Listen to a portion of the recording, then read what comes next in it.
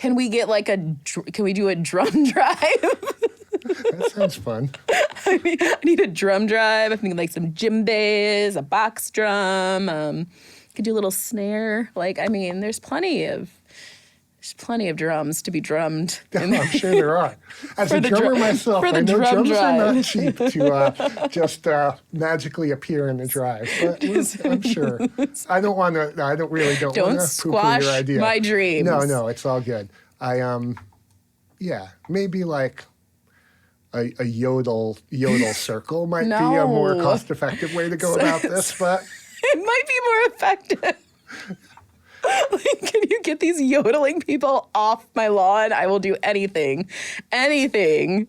I will support anything if these yodelers step off my lawn. Hey everybody, this is Tony. And this is Paul. We're coming at you from the Friends for Life podcast.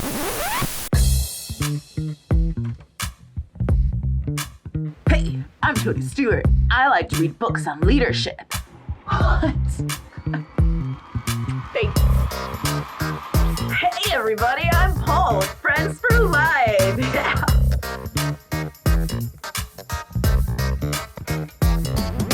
I have no idea what I'm doing. Hi everyone, welcome to the Friends for Life podcast. This is the Sarah takeover while Tony and Paul are out on the road interviewing people in all 88 counties. We're so happy you joined us today, and let's go meet our guests. All right, would you like to start by introducing yourself? yeah, if that's how we start. Yeah. I'm not actually good at starting or really maintaining anything. So this is where I just get people to do that. Yeah, well, that's the Mark Myron style. They always start with them in the middle of the banter, and they're like, "Wait a minute, are we actually going here?" Is this they're like, happening? "Yes, it started." There you go. So yeah, so hi. I'm a comedic genius. No, completely. I knew it. Well, yeah, I'm Scott Marks, Director of Operations for the Ohio Provider Resource Association, otherwise known as OPRA, or maybe Oprah, depending on your preference and pronunciation. So. Yes. I felt like you made a very compelling argument. So this is not your first time on the podcast. This is your first time without hot wings. That's right. So a little different feel. I wanted to follow up on the Opera versus Oprah semi-controversy from my last time here and still say that whatever way you prefer, it's okay. Because Christine, your colleague, was on, and I did ask her take on that. Okay. And she said, as she is, in law school, I don't know why it has to be law school, said like that, the law school, that she feels that there's copyright infringements that could be a potential issue. So she is not pro-opera. I have a lot of thoughts about that, except to say, if Oprah. If that's a potential... I think Christine may need some more time in law school if she thinks that is actually a potential copyright infringement. I think it was the lawyerly thing to say, perhaps. But again, I'm not even sure where the infringement would be. With actual Oprah Winfrey, because there's an H on the end of her name. Okay. And I don't think you can copyright pronunciation. I don't think that's something this is a valid point. Okay. If that was the case, getting into it now, we're already down weird rabbit holes here. But we'd like to start right away. The band Incubus has a song called "Wish You Were Here." Okay. One of the greatest rock songs of all time is called "Wish You Were Here" by Pink Floyd. If you could just copyright names and things that sound alike like that, then David Gilmour and whoever else from Pink Floyd would be suing the out of Incubus. So I just want to get... I don't know how I got there already. So your stance on this is because it's just a pronunciation and not the actual trademarked name, that there are no infringements. Completely. Okay. And I think we could probably even take it a step further, but yeah, we don't have to do that. But either way, no infringement, definitely. And again, to reiterate my stance from the last time, the O in Ohio Provider Resource Association, as I just said, stands for Ohio. Therefore, phonetically, if you were sounding out the name, it would be Oprah. It would be Oprah. Okay. Well, I feel like that's the most important thing that we had to talk about. Definitely. So. I'm glad we So we're good. We took care of that. Yeah. And now we can get on to the less important things, such as I don't know. Did you want to explain a little bit about what opera does? Well, so your role is director of operations. That is right. So what does the director of operations do? That is a great question that I sometimes have trouble answering. I think of it as sort of, the DOO, which so many of you magically became DOOs over the last year. Yes. When for so many years thinking you were CEOs, and now with new rules in the state, you're all directors of operations. Who knew? But as an actual director of operations, I will say, I'm not any clearer on what that title entails than any of you. But no, So I guess overall, the director of operations, I'll steal a phrase from my old colleague, Anita Allen, who was the former vice president of opera, who said that role just basically means make the trains run on time and make sure that the clocks ding and bell when they're supposed to. So keep that's everyone basically on track. What's that? You keep everyone on track. I think I'm supposed to do something like that. But I feel like, director of operations for opera. I mean, so going back just a tiny bit, opera, we're a statewide trade association, represent about 200 disability service provider agencies throughout the state. All kinds of services, from ICF services to competitive employment services. But I feel like my role is sort of a kind of catch-all. I sort of am involved in a little bit of everything with the agency. So as far as our kind of policy and advocacy work, as well as helping develop our training, partner relationships, and all of that. And I'm also our liaison and lead for our day service and employment service providers. So I feel like all of that it's not fully encompasses the director of operations role. Just easy. Yeah. Just the easy stuff. No big deal. Exactly. No big deal. Well, so I think that typically when I think of, and it's because you do a lot of the day operations and employment, stuff like that. But do you feel like that's like your main passion when it comes to the DD field? Like, obviously, everyone kind of has their own separate things, and the DD field encompasses quite a lot of stuff, for lack of a better word. All the stuff. Do you feel like, what do you feel like is like the main thing, like by the time I'm done, this is going to happen? I was on a certain track with how I was going to answer that question until the very end there. Now I feel like you made me really think there. But so I mean, overall, for me, I first started working in the field here in Ohio in what was called the Bridges to Transition Project, which was a VRP3 vocational rehabilitation public-private partnership between county boards and, at the time, what was RSA, now known as OOD. So basically, I say that to say, like, my first 5 or 6 years working in this field was in employment services, voc rehab services, working with OOD/RSA.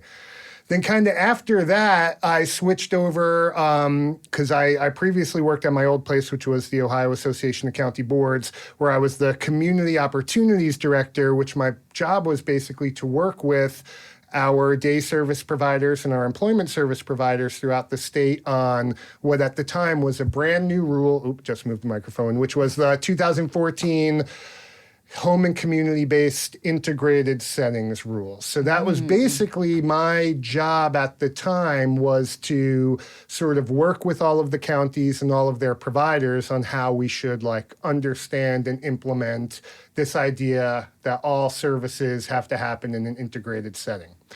So all of that said, I feel like by the time I came over to opera, which was in 2019, my sort of, the bulk of my work and most of my relationships in the field here were with employment providers and day service or day array providers. So it really just kind of was just sort of a nice fit. Once I came over to opera, I just sort of, those were my people already. And I, feel like that sort of segment of the membership, our day service providers, employment service providers, continue to kind of be my people. And I sort of do feel like my goal and my sort of job every day, I feel like, is to advocate for them and make sure that, they have what they need to provide the services that are expected of them, especially going back to it with all of the expectations around community integration, competitive employment, everything there, and how do we make that happen and make sure providers of those services are able to have what they need to support people towards those outcomes. So that is what I hope to accomplish every day. And I don't know that there's really like an end goal that's like, when I've done this, I've done my job and I am done and I can go home and never think about this work again. But that is kind of, my day-to-day. I feel like those are my people, and I feel like it's my responsibility to advocate on their behalf. Okay. I need a better follow-up question. I was thinking I'd get more. No, I did the first abbreviation. I really thought it was like some random droid from like Star Wars, the VR. Oh, well, that's another thing. So we had VRP3s, which I realized the second I started trying, I'm like, I'm going to say VRP3 and then start saying what it stands for and realize, like, as I got into it, I'm like, I don't know that I really know what it stands for, but I actually kind of stuck the landing on there somehow. But I was like, that shows I should never launch into explaining what acronyms are without fully knowing. But we also did have the C3po Project, which really was obviously the name of a Star Wars character, which was a whole other project I worked on for a little while at Opera, which was about linking up schools with providers to provide internship opportunities for juniors and seniors in high school to get DSP experience. But yeah, that was C3po. I think they've rebranded it since then because I think the sort of talk about brand confusion. Yes. I mean, I like, copyright infringement for Opera versus Oprah, but C3po, I feel like you are actually getting into dicey legal territory there. I would agree with that. I mean, but also like to be like, oh, what does this stand for? I mean, but maybe not everyone's. We just recorded a podcast before this, and it got real nerdy real quick. Like it was, so it got very nerdy. So I anticipate this probably going the same way, having met you. Yeah. Not saying that you. I'm just saying you're kind of a nerd. I'm a nerd. It's fine. Yeah. So I am always interested, like, in the C3po, and now they've opened up the rules to hire 16 and 17-year-old DSPs. Yeah. I am a huge proponent of this. So when I worked in Minnesota, where I started my career as a DSP, this was something that just happened, right? So this was 2002. And we had a guy there that was like the assistant, and he was 16, and he would help like with cleaning and laundry and like all these different things. It was like an extra person, and it was really great. And then so I was actually really surprised when I started working in Ohio. I'm like, why don't we just hire some high schoolers? And that was not a thing until recently. And they actually, I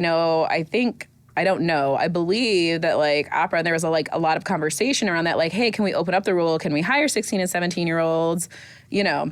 And a waiver did exist, so you could potentially do it, but do we want to draw too much attention? Because then they'll say no. But now we can. So that's something I'm hoping sticks around. Like, what are your feelings or your experiences with that? Or what is the general, and I know like different providers like have different views on it too. So like, what do you feel like the general overall view on that is? Yeah, I feel like this has obviously been a sort of, I think, a pretty hot topic in our field over the last few years, and especially just with everything that's happened in the last couple of years, I think views and thoughts around it have significantly changed from where we were even just a couple of years ago. So just to kind of go into a little bit of a way back time machine, over the years, I think basically between 2017 to 19, there was a statewide work group that was all focused on rewriting our rules around provider certification. And this wound up being sort of the hottest topic, biggest sort of controversy in that work group of whether we were going to, in our rules, sort of permanently allow what would have been called direct support assistance, which would have been a position that could be filled by either, again, a 16 or 17-year-old, someone that doesn't yet have their GED. At the time, let's say, to use my diplomatic skills as best as I can, there was not consensus in the work group to make that go forward. And so as that provider certification rule advanced, that sort of was not included, that we would create this role for direct support assistance. flash forward just again, like a year or so after that rule was finalized, we found ourselves in the state in the biggest and worst workforce shortage crisis, whatever you would call it. Emergency apocalypse. Yeah, I think I'm exactly. going to start calling it All a of that. workforce apocalypse. Well, that's good because I always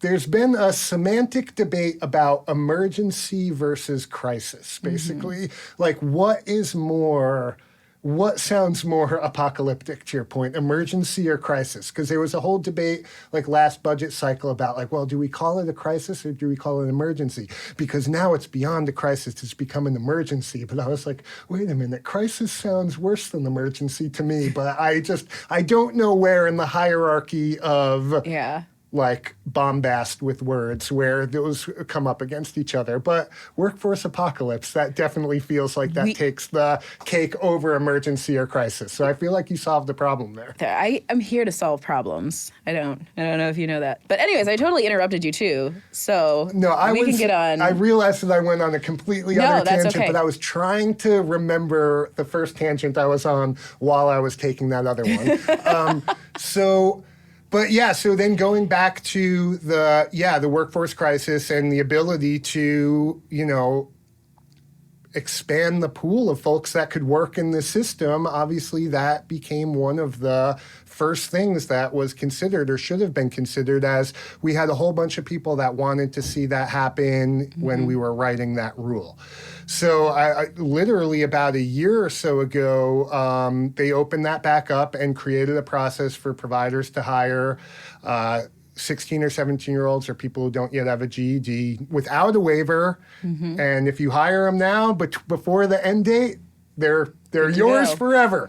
But that is not extended yet, but I know there are a lot of discussions about that. And last I've heard, considering that the workforce crisis has not gotten any better, it looks like that probably will be extended again and hopefully extended permanently, and this discussion can sort of be over. But I do know, like to your point, even among our membership, I think there are different views on it, where I think, as many folks, as many people would like to see, obviously, as many people eligible to work in our field, some of the limitations, obviously, around, passing medication, providing personal care, I think especially for some providers, depending on, what they do, who they're serving, maybe don't feel as much value in those positions because if they can't do some of those jobs, sort of that's such a big part of the job. But I think overall at this point, I think, we've all, our system and providers and the people and families that are, reliant on our services, we need solutions big and small to the workforce crisis. And this, I think, was an easy button to say, hey, we've got to do this. Why are we sort of artificially limiting ourselves when there are definitely people that could work in our field, even if in a limited capacity? Yeah. So the staff workforce apocalypse made me think of if I just learned about word hippo. Okay. And it's like an online thesaurus, but it'll give you like phrases. Like if you put a word in there, it'll give you all like different words, but it'll also give you different phrases that can work. And I just learned about this last time. So I think I'm going to afterwards put in like emergency, crisis, all that stuff. I don't know what sounds worse, a crisis or emergency. Now I'm really going to be stuck on this. It really was a rhetorical conundrum for me, definitely, because we were, last budget season, literally, writing testimony, everything, and this were the kind of conversations that we were having of like crisis or emergency or catastrophe or this or, what is, and none of us could get on the same page of like what the hierarchy of badness was. Well, and then I think so, and this kind of even goes back to what we were talking about previously, not on my last podcast, but we were talking about narrative changes, right, and all of that, and so my guest was talking about how she worked for this agency, Equality Justice USA, and they do a lot of work around just justice, right? The justice system, restorative justice, all that. And she was saying that it was really important for them to, instead of just reusing talking points, right, that may work for right wing, left wing, like just echoing these talking points that we've always done, that it really took some creative thinking in what words are going to work best, how are we going to change the narrative. And I think, as most people know, like I'm always really interested in like, well, how do we change this narrative? Like these stories that we've heard our entire lives, how do we switch and change the narrative? So what are some ways that you personally think, you as a representative of opera/Oprah, feel like there are some creative things happening around just us saying like, we're dying here, we need staff, throwing ourselves at the mercy of politicians and other people? Like, how do you see, what's the difference this time? Like, what's happening? How are the narratives changing? Yeah. If that made sense. Completely. Well, I think. So, the one thing to your point about like, just being able to change narratives or being nimble in your narrative making or message making, and especially, again, even recognizing audiences and what, sort of clicks. So even going back to, again, I feel like keep going back to last biennium budget cycle, as we were kind of leading up to what we knew would be, pretty big advocacy for more funding for our services to hopefully be more competitive with the workforce. We sort of came up with an internal campaign idea, which we Step Up, basically. And it was a very like pandemic-focused campaign about how providers throughout the course of the pandemic had really stepped up to take care of people, to support people, to keep people healthy and safe. And so therefore now it's, everyone else's turn to step up and support the providers back. As even in the course of sort of moving towards what was the last biennium budget, the workforce crisis, just emergency, catastrophe, whatever you want to call it, intensified so much that even over the course of just a couple of months, that campaign, that narrative, that message of like, we step up, it was not strong enough anymore. It didn't convey the situation we were in anymore. And we really kind of quickly turned to what the messaging, which was the day without DSPs, which is basically, we're beyond this idea of like, we step up and now it's your turn. It's we're unable to step up. And if this goes on any further, this unfortunately is the consequence for people with disabilities, their families, and the communities that we support. So even then, just thinking about how no matter how kick-ass of a message or narrative you have, like if the situation changes, you have to be able to kind of change with it, because otherwise you're no longer speaking the valid truth of the moment. So I even remember that as far as just like having to really be nimble enough to pivot and recognize that like, this message is not apocalyptic enough for the apocalypse that we're in, and we really need to kind of take a stronger stance, and something that will be even more emotionally of more of an emotional punch to someone hearing that message. So, the difference of like, we stepped up, now it's your time to support us, versus like, can you even imagine what would happen if we had no workforce to support people anymore? And that, was a different message that we hoped would be, again, make more of an impact in the time. I think about now, though, to your point about, words, messaging, how different things connect with different people. And this is where, again, we may have to edit out some of this conversation, but you all can be the judge of that. But I think about sort of some of what's where we're at right now, as far as many people in our space being human services, support for people, whether it's people with disabilities, people with mental health challenges, aging, that, we all need better rates and better supports to support a workforce that's going to be competitive if we want people to be healthy, safe, and supported.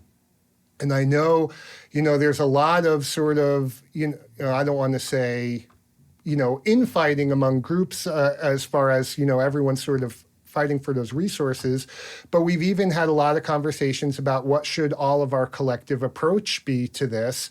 And a term that I think a lot about is like a minimum wage. Is I know that there are advocates in our field that are advocating for a minimum wage for all direct service and support staff. Where I feel like sometimes when we use the word minimum wage with certain audiences, that's like a knee-jerk reaction that all of a sudden brings in all other politics, good and bad, into the equation. Where the more and more I think about it, I think like we're all saying the same thing here, that we want a much better, a competitive, whether we call that a minimum wage, whether we call that a standard wage, whether we call that an average wage, we're all kind of, fighting for the same thing here.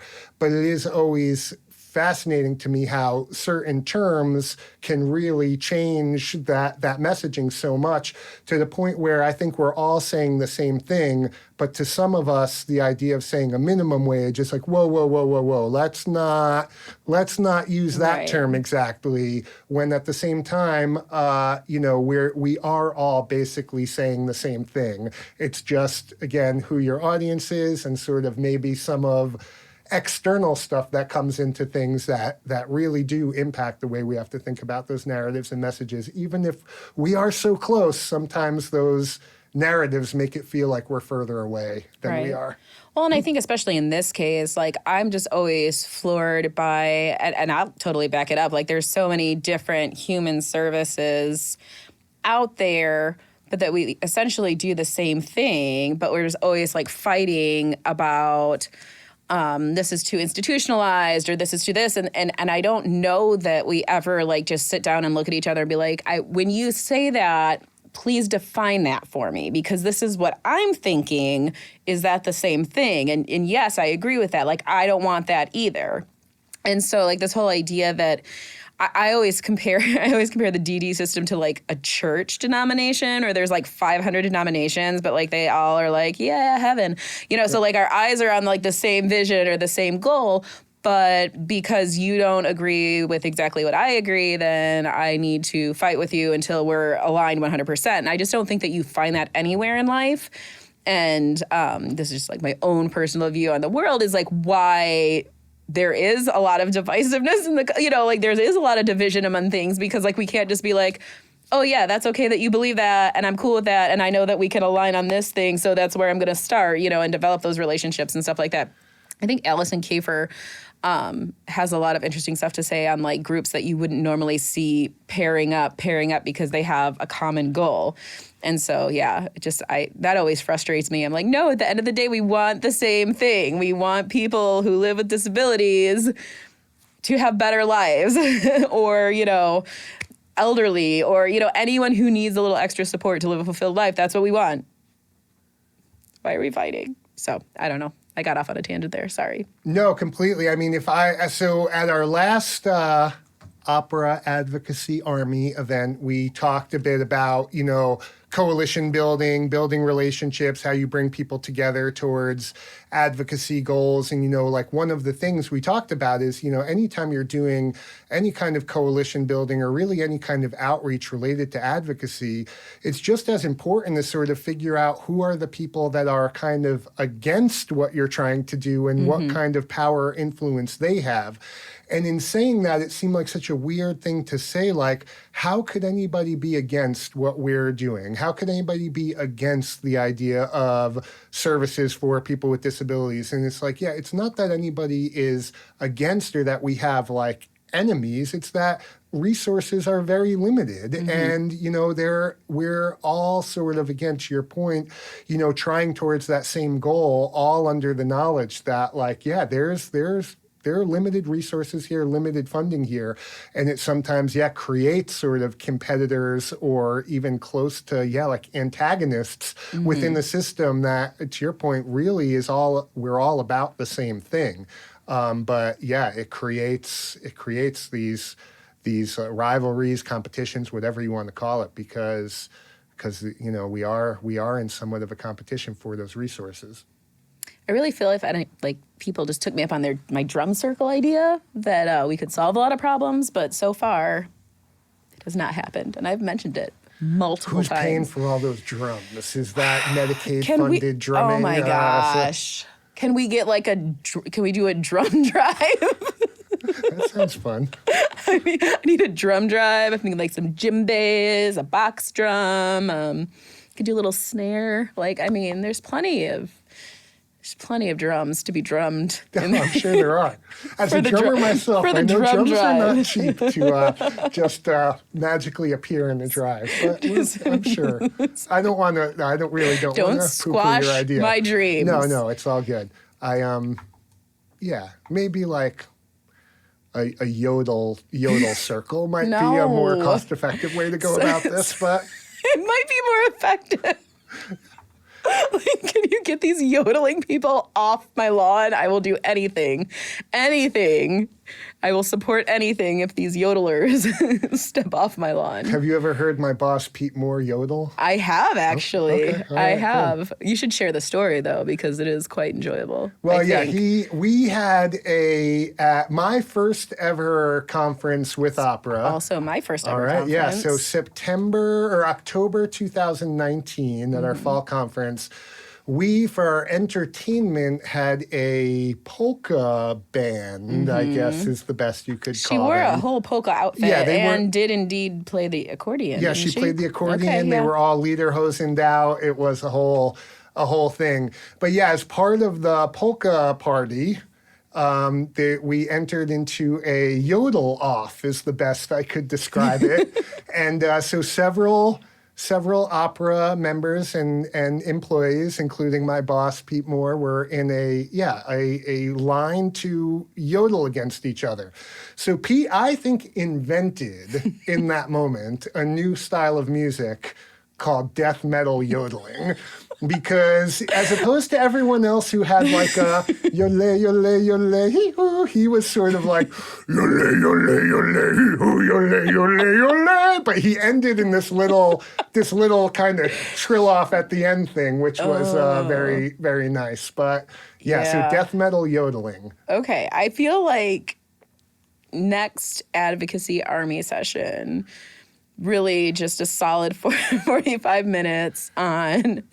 Christine takes advocacy army very seriously. I know. Sure she would not. She would yodel off there. Maybe. Well, I'm just saying, as a method to prompt people, because if I were a representative or senator, chances are, if you would never forget that meeting, right?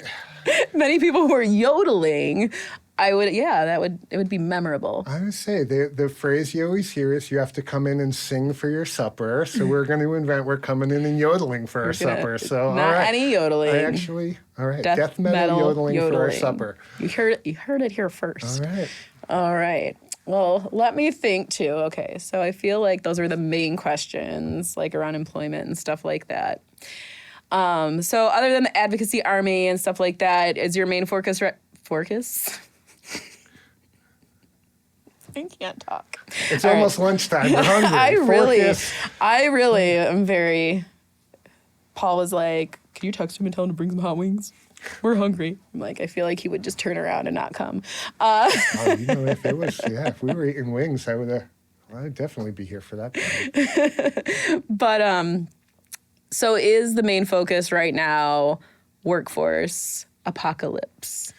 Yeah, I would say definitely. I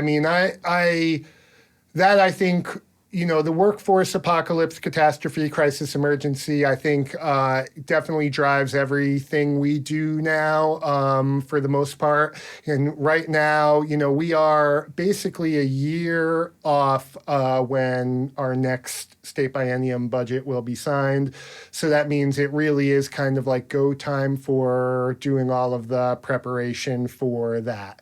So, as far as kind of looking towards the future, we're going to be spending the next year advocating for, higher rates, more resources to, attract and keep a workforce in what's been obviously just like a crazy labor environment over the last couple of years. So I do think that sort of runs under and through everything we do, especially as we get towards budget advocacy time. But it is, I think something that I always sort of struggle with working for the association, representing, so many providers who are obviously in such a bad spot as far as workforce, is kind of like how much we do let that be kind of the only thing that we ever really think about and focus on. And that sort of balance of like, how much do we sort of like do other stuff that's not really about this, and because people need distraction, need other resources, need relief from thinking about that 24/7 versus are we out of touch if we start, providing programming, resources, training, whatever it is that's not necessarily right in line or, directly related to the workforce issues. So I do think it's something that I think we kind of always, have to kind of think about that balance. But at the end of the day, really nothing good can happen without, the workforce to support it. So I feel like even when we're, working with our partners on getting new training set up, working on, our whatever events that we're doing, if we're not at least cognizant and mindful of, one, how does this sort of relate back to the workforce crisis? And by even doing this, are we doing anything that exacerbates a crisis, like asking a whole bunch of people to come to an event that pulls them away from providing direct service? So I think, even in ways that are very like explicit, like we're working on the budget, which is directly related to workforce, versus like, do we want to have a training next month that is targeted towards DSPs if DSPs need to be at work and can't be going to a training? So I feel like it kind of flows through everything we do in that way. But yeah, I mean, it is, I think our big thing right now is getting ready for budget season and, starting to lay all the groundwork with that, both with the legislature and with the administration. Well, and I think too, like if you look at, because Christine and I, we were talking about like the whole advocacy army, how it kind of got started, but I think that it also teaches very useful skills in regards to like, this is what we are advocating for right now, but in just creating those partnerships and those relationships, because when it all comes down to it, it comes down to relationships and having a story that makes sense or one can empathize with, or, Completely. And I mean, to that point, especially we're, doing this advocacy army now, which, like you said, is very focused on this sort of major kind of collective ask of more funding, more resources for better rates for services for people with disabilities in Ohio. But I mean, I definitely think about it as like way bigger than that. And, all of the things that, to your point, that hopefully we're doing an advocacy army, that we're teaching an advocacy army, that we're having guests come in and speak on, really get to, well far beyond whatever this next biennium budget cycle is or anything else going forward. And I think about all the other pieces where it's super important, whether it is being a part of just, your local community and helping to get your county board tax levy passed. Because, again, our services are very dependent on that, too. It's not, we're talking about advocacy in the state legislature, but as far as funding for our services, that's equally as of an important piece. And then I think about things like whether it's just like capital projects that, your local leaders could invest in you, collaborations with other agencies to build cool stuff in the community, like all these awesome things that I see happen as a result of that kind of making those connections and that sort of advocacy, that, yeah, it's not about like this one-time ask of getting more funding in the next biennium budget. It's all of these other things that I think really tie back to how connected are you with your community, and how much does the community know about, support, and, be willing to we talked about in the last Advocacy Army, the phrase of, preaching to the choir. The goal is that you want a choir to be singing your song for you when you're not even around. Right. And when you have all those connections, you have those relationships, you've sort of embedded yourself in that way, and people are familiar with you and your story, all of a sudden you can kind of step back, and it's like people going around being like, oh, don't you know about the great work RVI and Friends for Life do? Right. How can we all be a part of supporting them? Yeah. Well, and I think, too, what's really interesting, and I think I've said this a few times, but even with just like being a part, because I started also October 2019, and before that did county board work. And so I feel like I came out like very like, this is my opinion and everyone will listen to it. And I know people don't think that I've mellowed at all, but I have. I would like to say for the record. I have mellowed a little bit. But I think that, and I was even very critical of like other providers, like, oh, I know about them, blah, blah, blah. And so I feel like just being around those other people, understanding perspective and this and that, like I cringe a little bit about, because there were like certain providers that maybe ran my mouth about a little bit too much, and I'm like, oh, I'm an asshole. Okay, I get it now. But it kind of helps you understand and look at different perspectives, and I'm always really, really grateful. And then obviously like Tony, what he does here, like getting providers together and saying like, we can't just always be rivals or, competition, especially now, because no one can really do anything. Yeah. Like if I can't do it, I have a list of people I try and refer others to, like, hey, yeah, maybe try this provider and or that provider. And like, but what can I do to support that? I'm willing to help in any way. If I can do that, no worries.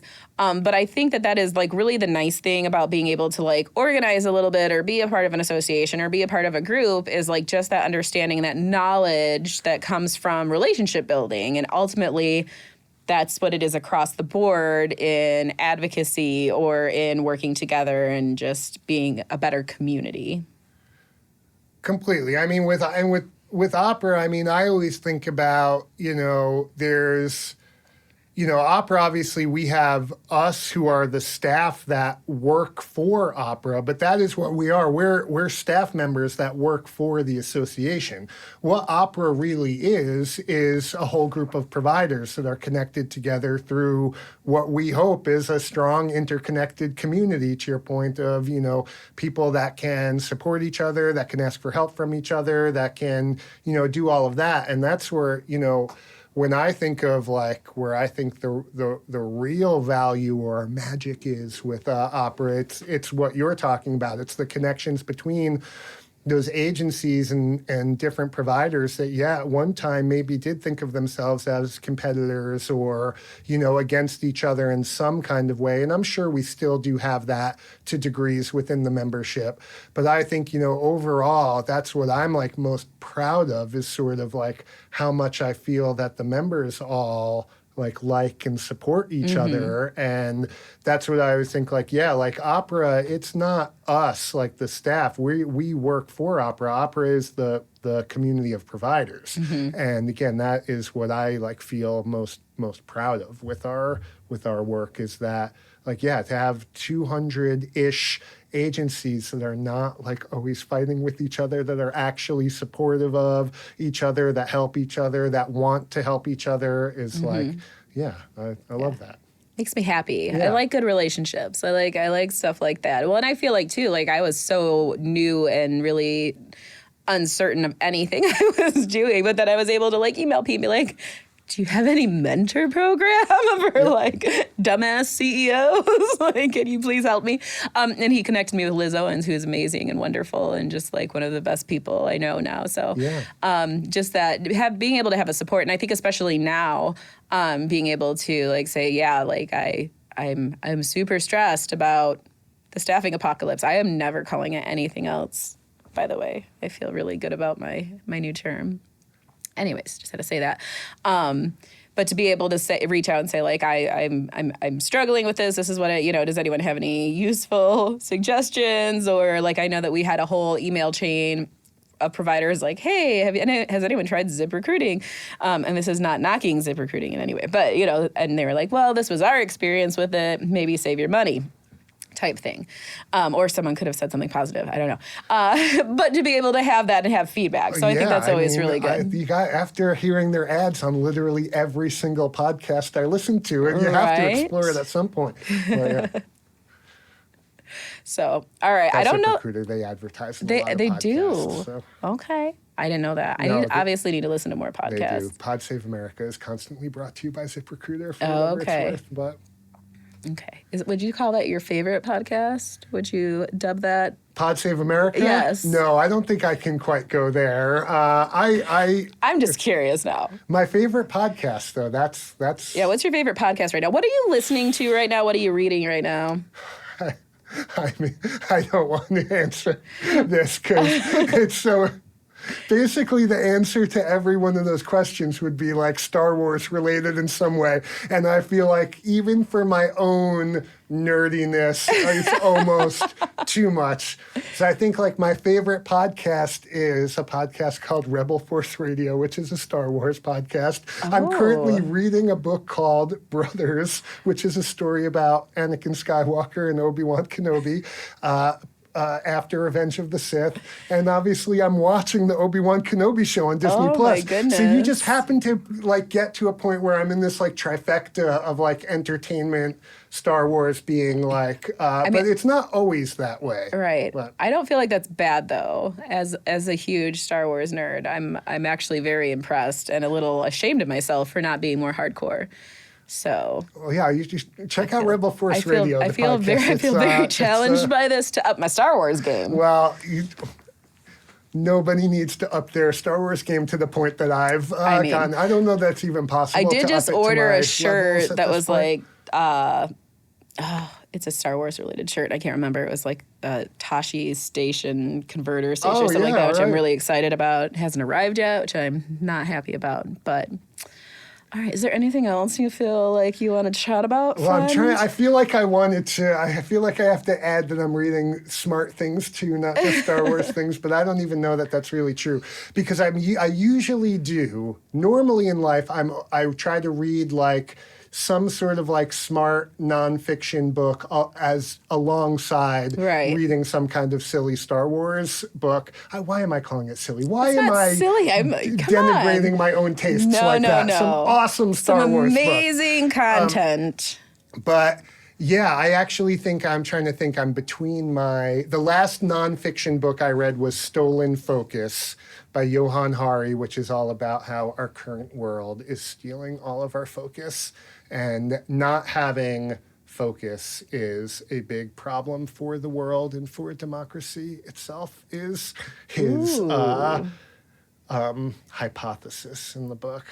Because if you can't focus on things, how can you ever solve any kind of problems if you're not able to like keep your attention on one thing? So like one of his points being like, if you think about like our news cycles, how we just sort of go right through things and on to the next all the time. Well, it's like, well, why would you ever try to even solve like some kind of long lasting problem if now we have no long lasting problems? We're just like always on to the next thing all the time. So Stolen Focus. And it's not just about how like iPhones and computers have done it. He has other things that have stolen our focus as well. Because when I told other people in my life that I was reading that book, they were like, it's just going to tell you what I've told you all along. The goddamn iPhone is killing us. I'm like, no, I think there's more in it than that. There's more to it. Yeah. Probably doesn't help in my own personal situation. Doesn't always help, but... lack of sleep and poor appetite as well. But then it's like the reason we're not sleeping is because so it all, I guess, does kind of come back in a bit. But yeah. I mean, the reason I'm not sleeping is because of small children. So I can't even blame the iPhone, except that they want to stay up and watch things on my phone. Maybe I can blame the iPhone. Well, yeah. Dang it. Part of it. Curse the iPhone. That's okay. I feel like if anyone asked me like right now, like, hey, what are you reading and listening to? It's all like really like self-help books anyways. So they'd probably be like, Sarah, I'm like, well, you know, some Brene Brown, some Glennon Doyle. I'm a goddamn cheetah. It's fine, you know. I do a lot of that stuff. I'm a big. I think we even talked about this maybe the last time I was here. I'm a big Audible guy with my monthly credits, and so I try to make that not be a waste of money, because paying $15 every month for something is kind of a lot. Yeah. But to make it worthwhile, I try to make sure that I'm listening to at least one book a month, and to do that, I go with a lot of those like self-help books, the like yourself and the habits for highly motivated people or things like that. All of that. 4-hour work week, all of those. 4-hour work week. I want that. Yeah, that we won't have to get into an extended book review here, but it's not. There's always time. Not quite as insightful as the title. I feel like I have so many unused credits on my Audible because like I got into a kick and I was like, yes, I'm going to listen to these. And then I was like, hey, I'm going to switch to some music for a little bit. And then I just never, like when I'm at home, I don't ever listen to stuff. So it always has to be in the car. So this is my big issue, and depending on how much I'm driving that week really depends on what books I get done or not. So yeah, I also listen to audiobooks when doing like any kind of chore at home as well. So driving plus chores usually gets me to within my monthly listening window. You can listen to all that stuff. And there's an endless supply of Star Wars Legends EU novels on Audible, so there's always something to grab when that monthly credit comes in. So I do a lot of the historical stuff. Like I like history a lot, specifically like English history. Like I don't know. That's interesting. My first ever Audible buy was the biography of Charles Dickens. So I feel like an English historical book. I don't know why I remember that, but that is the first ever book I ever purchased with my Audible membership. I didn't finish it though. I couldn't finish it within a month, and my next credit came in. So that was it. I'll never find out what happened to Charles Dickens. Save up the book? Like, you don't have to, like, you can use the credit and not listen.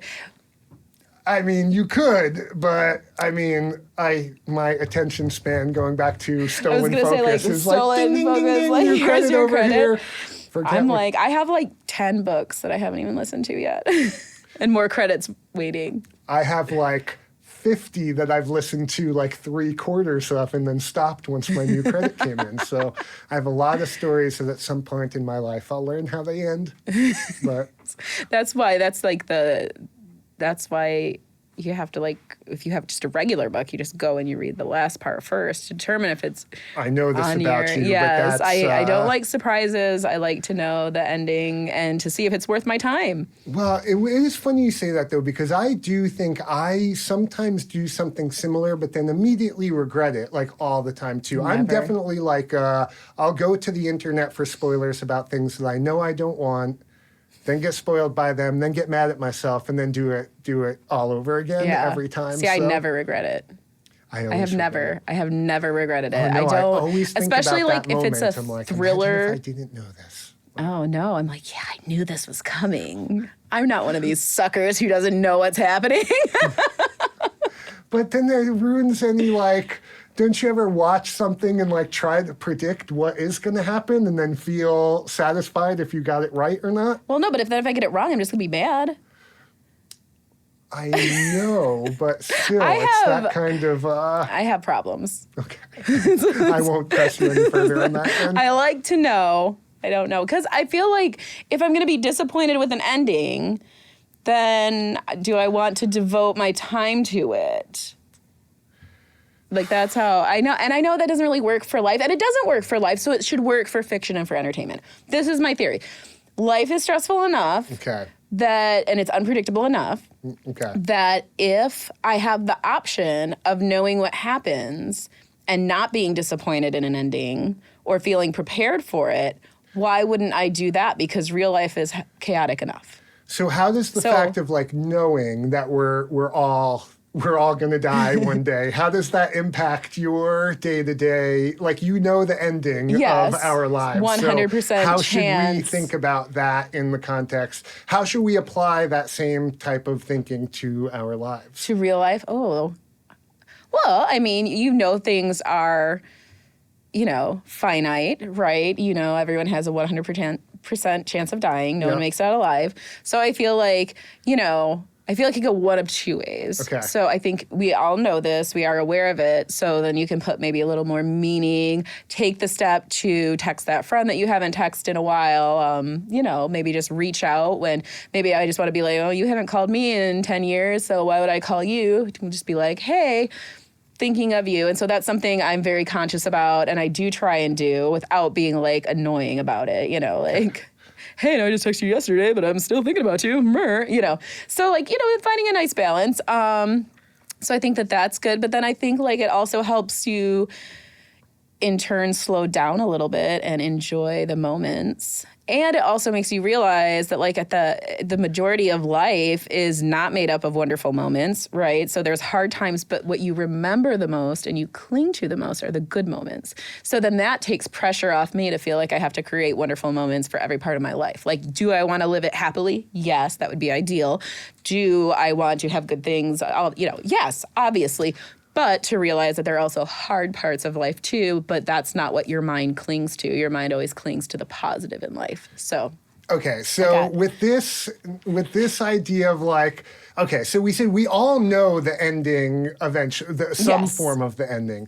But so then to your like affinity for spoilers about wanting to know, if you could know that you were going to go at like whatever 50 versus 90 or 55 versus 95, would you want to know the answer to that in line with your sort of spoilery but that's again, real life. affinity It's for not spoilers? fiction. But that's what I'm asking, if these same things apply over to real life. That I feel like I would not.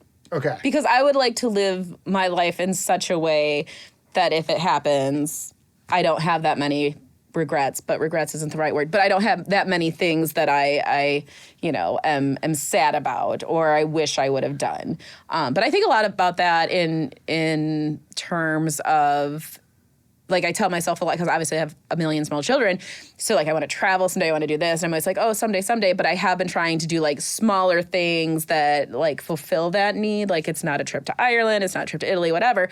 But, like, hey, I got to go visit a friend in Illinois or Minneapolis or something like that. So I try and, like, kind of start broadening and moving from there. But, yeah, I don't think I would want to know so much like, yeah, it's going to happen at 57 opposed to 97, which is really the age I'm shooting for. 97? So, yeah, I think so. Or just between 57 and 97? Well, that too would work. Okay. I mean, I don't know. But anyways, yeah, so I think that, I don't know. I think that maybe some people like, oh, I know I'm dying, and then they make movies about it, right? And I'm going to go skydiving, and I'm going to do this, but I would rather find fulfillment on a daily basis in the small things as well, and then know that at some point I might get to that, or I might not. Could die tomorrow. Who knows? Okay. But, I feel like I'd rather find the fulfillment in the day-to-day or where I am now. But if it's a movie and I watch it and I don't feel fulfilled after it, I could have prevented that because I could have read a spoiler. See, and I think I flip-flop both of those, and I don't want the movie to be spoiled. I want that to be a surprise, but I think I would definitely like to know when I'm going to go and then be able to plan accordingly around that. I feel like that would be because like you said, I am not someone like going skydiving. I think you said that. I have zero interest in going skydiving in my life, but at the same time, like if I knew that like I was going to die next week or something, then it was like, all right, maybe I go skydiving because if it kills me, then I only had another couple days to go anyway. If there's or like some crazy accident. Yeah. And that's probably a bad example because that's something I'd never want to do really anyway, even if I knew I was going. I'm sorry I took us down a That's really okay. weird I feel like we're going hole. to try and wrap it up and like bring it back together, but we can say I'm good. I was kind of trying to do that myself, but I realized and I think I took us even further How astray. do we get... Also, that was like a country music song, like the whole skydiving, Rocky Mountain hiking. I think I'm semi-familiar what you're talking about. I don't know it well enough to sing it, but... I went skydiving. That's something that happens in it, right? Well, and in every single movie of someone who's dying... Yeah, bucket list. Well, exactly. That's I mean The that Queen is Latifah my movie? whole. That I'm not someone who generally has a bucket list. I don't think about things that way. But again, if I knew that it was my time to go, I might create one, and it might be different, and I might even do different things, Yeah. depending, like skydiving, which I never wouldn't know. do if I didn't have one because I didn't know what was going to happen. So So you know what we don't know the ending to? Okay. We have no clue is how all of our advocacy and the things we're working on right now are going to end up. Are you a betting man? I'm not. I'm not a betting person. I should say person. That was not very feminist of me. I'm somewhat of a betting person, Okay. I think. Okay. So what are you? I don't know how I want to phrase this because I personally think that the system has to like implode for any meaningful change to happen. But like, what are your predictions for the next year other than us working our asses off to get certain like pay increases, funding, attention to our field and other people who need supports? How are you feeling about it? I shouldn't have said I was a betting person before you went into this question.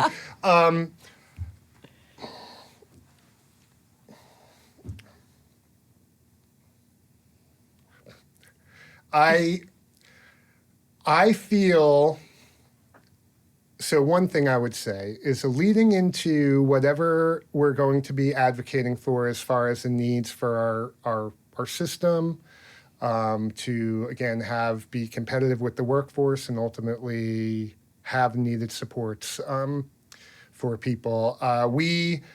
We're obviously facing down currently something historic with the workforce crisis, catastrophe, emergency, apocalypse.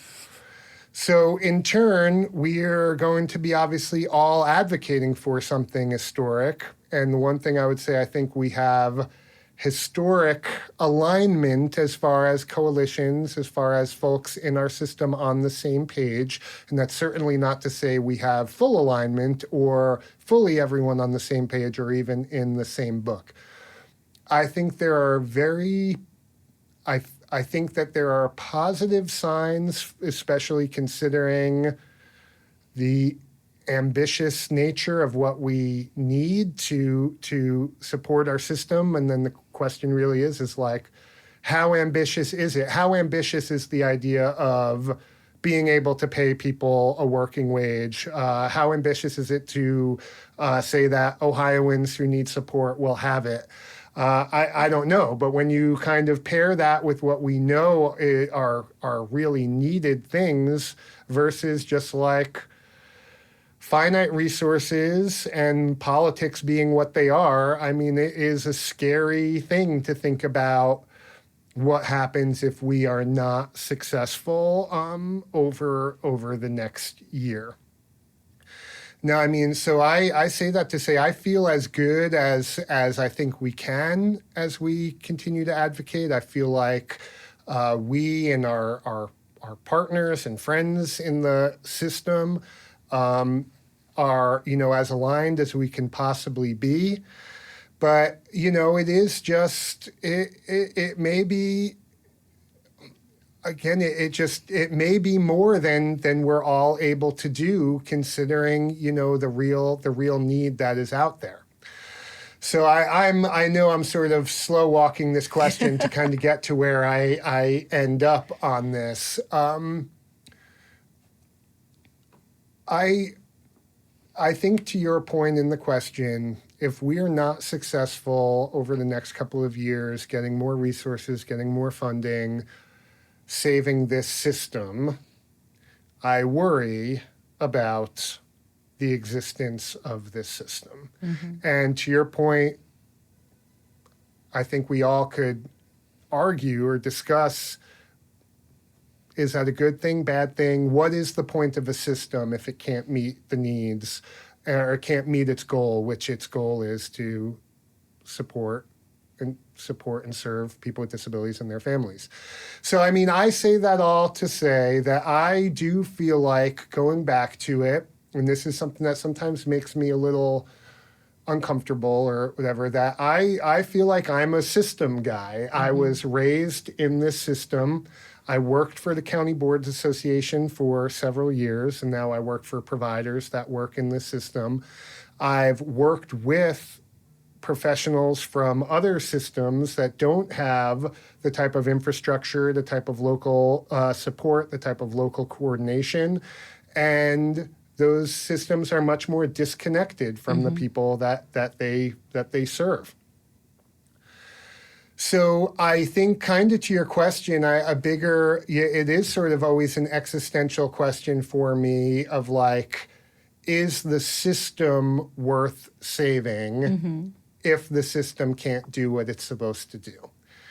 And I feel like my stance on that now is still yes, and that if we could make this system work, we have probably the most value-added DD system in the country by having local coordination, local case management, local resources and funding that can, combo with whatever Medicaid or voc rehab services can be funded at the federal level. So I do feel like it's a system worth saving, but if it's only that if it keeps meeting the needs of people. And I feel like the more and more we all say that we can't meet the needs of people right now because of staffing crisis, because of lack of resources, because of everything else that comes with that, it is a very valid question to say, is this system worth saving if it can't do what it's supposed to do right now? So again, my hope and our goal going forward is like, yes, that we're not just sort of in some ways kind of, shoring up services. I think there's in some ways that what we're trying to do over the next year is basically save the system. And if we're not successful in that, then I think that your thoughts around a system imploding before anything else happens will come to fruition in some way or another. So there's my betting analysis that, yeah, if I'm going to bet for success, and success that means more than just like higher rates, higher resources, it means a maintenance of this system that so many people depend on, and I think historically has had a lot of extra value for Ohioans with disabilities and their families. But if we're not successful, I do worry or at least feel that we're going to be looking at something that looks different.